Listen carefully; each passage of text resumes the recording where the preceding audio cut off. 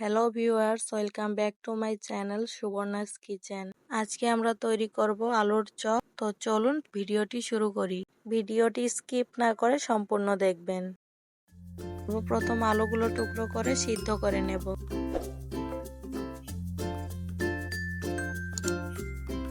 অল্প পরিমাণ লবণ দিয়ে দিব যাতে ভালোভাবে সিদ্ধ হয়ে যাবে।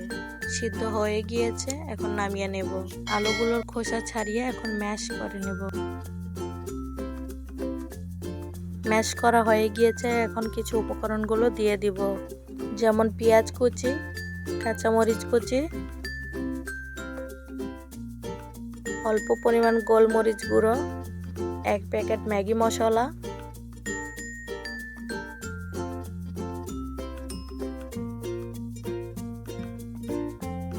অল্প পরিমাণ ভাজা জিরা গুঁড়ো, পরিমাণ মতো লবণ,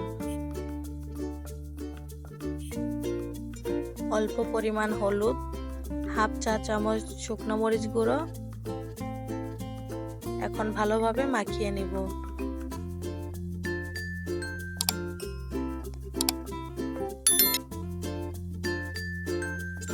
মাখানো হয়ে গিয়েছে, এখন আপনারা আপনাদের পছন্দ মতো শেপ দিতে পারেন।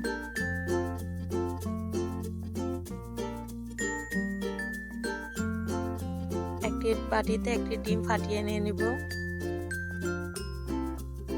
অল্প পরিমাণ লবণ দিয়ে কিছুক্ষণ ফেটে নিব।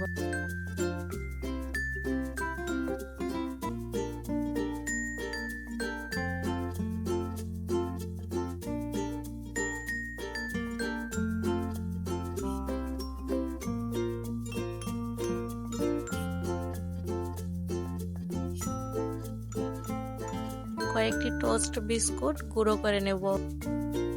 চপগুলো ডিমে দিয়ে বিস্কুটের গুঁড়োতে মাখিয়ে নিব।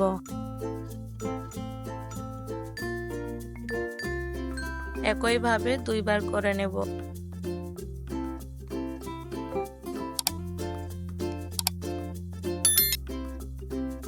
কড়াইয়ে তেল দিয়ে গরম করে চপগুলো ভেজে নেব। ভাজা হয়ে গিয়েছে, এখন খাবারের জন্য পরিবেশন করে নেব।